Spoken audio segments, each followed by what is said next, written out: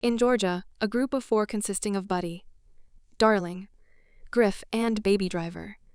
They are in a red car which stops across the street from a bank. While Baby listens to bell-bottoms, the others enter the bank to rob it. After a short while, they come back and leave in the car with Baby as the driver. The police chase them, but Baby uses his impressive driving skills to outmaneuver them, drifting and performing daring stunts, while still keeping to the beat of the music. They race on the highway, where they pass 2 other red cars, and later escape the police by tricking them and hiding in a parking garage. They switch to another car and manage to get away, just in time, as Baby's song ends. Later, Baby walks to a coffee shop while listening to Harlem Shuffle by Bob or Earl to get coffee for himself and the robbers. They are heading to meet with their boss, Doc Kevin Spacey. Griff asks why Baby always has music playing, and Doc explains that he suffered an accident as a child that resulted in tinnitus, causing a constant ringing in his ears. Music helps him cope with the condition. Griff tries to intimidate Baby, but he remains unfazed. After the meeting, Buddy warns Baby not to answer if Doc calls again, but Doc tells Baby to ignore Buddy's advice. Jones, a deaf man, who uses a wheelchair and keeps his portion of the stolen money concealed beneath a floorboard. Joseph can tell that Baby is engaged in some kind of unsavory activities as they communicate using sign language. In his free time, Baby produces music tapes by remixing his encounters with Doc. He keeps a drawer full of tapes, among which is a unique tape titled Mom. Baby visits Bo's diner and encounters a charming waitress named Debora Lily James, who is singing a song. When Debora approaches to take his order, she notices Baby's recorder. They strike up a conversation, and Baby inquires about the song that Debora is singing. Later, Baby finds the song and listens to it at his residence, which prompts Joseph to recognize that Baby has met someone special. Doc invites Baby to join the next heist, introducing him to the new team: Eddie No-Nose Flea J.D. Lanny June and Bats Jamie Foxx.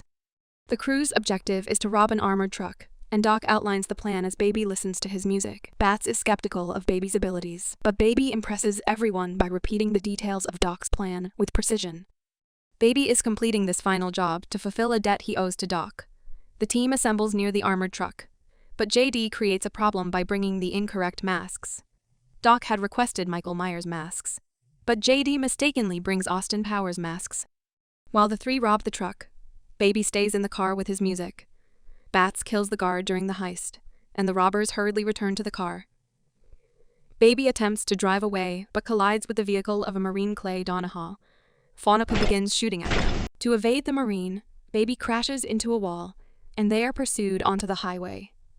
The Marine follows them, resulting in the crooks being trapped underneath a truck. Bats attempts to shoot the Marine, but Baby maneuvers to prevent this. To shake off the Marine, Baby exits the highway, causing the Marine to lose track of them. The robbers ditch their car due to traffic and steal a car from a woman who has a baby in it. During the commotion, JD drops his shotgun. They eventually reach a parking garage. Baby later returns to Bo's diner to continue seeing Debora. They have a conversation about songs with their names, such as Debora and Debora for Debora, and many songs with Baby in their title. Baby meets with Doc and his crew to collect his share of the stolen money. Doc then instructs Baby to dispose of the car containing JD's corpse. Baby goes to the junkyard and recalls a traumatic childhood experience, where his parents were killed in a car accident. Baby starts working as a pizza delivery driver and begins a romantic relationship with Debora. But Doc threatens to harm Debora unless Baby agrees to drive for him again. Despite his reluctance, Baby accepts the job. Doc takes Baby to a post office where he plans to rob. To avoid suspicion, he asks Baby to go inside with his nephew, Sam. Sam checks out the post office and shares information with Baby, who repeats it back to Doc. Baby contacts Debora, and they decide to escape and leave everything behind. Doc, who usually doesn't use the same crew more than once, goes against his code and assembles a team consisting of Buddy, Darling, and Bats, with Baby as the getaway driver. Doc instructs them to get weapons from an arms dealer called the Butcher, played by Paul Williams. During their conversation, Darling mentions that Bats gave her a strange look. The crew heads to a warehouse to meet the Butcher and his gang to buy guns for their next heist. The Butcher displays his arsenal of weapons, including hand grenades, and Bats notices that one of the gun boxes has the letters APD on it, revealing that the Butcher and his gang are actually cops. Bats shoots the Butcher, and a chaotic shootout ensues while Tequila by Button Down Brass plays in the background. The robbers manage to kill most of the Butcher's men, but Darling gets injured. Buddy and Darling scold Bats for starting the gunfight, but he defends himself by telling them that they were dealing with cops. One of the surviving cops tries to flee, but the robbers shoot him and Bats throws a grenade into his car. Bats orders Baby to stop at Bo's diner on the way back to Doc's hideout, but Baby is afraid they might harm Debora. However, Bats insists, and they go inside. Debora recognizes Baby, but keeps quiet, sensing something is wrong. While placing the order, Baby appears anxious, which Debora picks up on. As they prepare to leave, Bats questions Baby about his connection to Debora. Baby denies it, but Bats draws his gun, and Baby grabs his hand to prevent him from doing anything.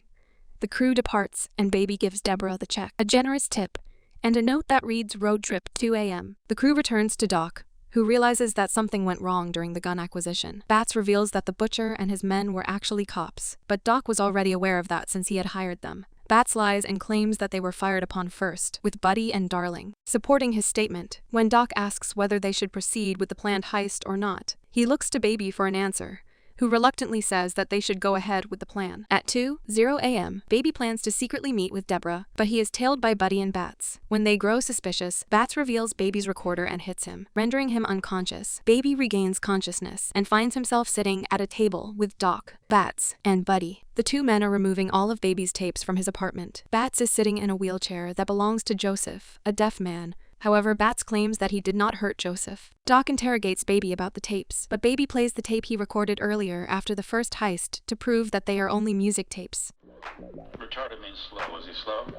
No. Meanwhile, Debora is left alone waiting for Baby, who has been taken by his crew. The following day, the crew goes to the post office to prepare for the heist. Buddy is supposed to take Darling hostage while Bat sneaks in from the back. While Babby waits in the car, he sees the friendly teller from the previous day. She waves at him, but Baby shakes his head at her as if to warn her. The teller returns moments later with a guard, who taps on Baby's window just as the robbers come back. Bats kills the guard, and the police are on their way. The robbers urge Baby to drive, but he hesitates. Bats aims his shotgun at Baby's face, so he hits the gas and drives into a truck with a steel bar sticking out, which impales Bats. Baby, Buddy, and Darling escape on foot. Baby is being chased by the police through the city while Hocus Pocus by Focus plays in the background. He tries to change his appearance and steal different cars to evade the police. Eventually, he runs into Buddy and Darling, who are also being chased. The three of them try to escape, but Darling is shot and killed by the police. Buddy goes on a rampage and starts shooting at the police, while Baby escapes. Baby then steals a car from an old lady, but returns her purse before driving off, leaving her surprised. Baby comes back to his apartment and sees Joseph lying on the floor. But fortunately, he's unharmed. Baby quickly collects all the cash he can and takes Joseph to a nursing home, feeling guilty for not keeping him safe. He apologizes to Joseph for breaking his promise to protect him. Meanwhile, the police are still on the lookout for Baby.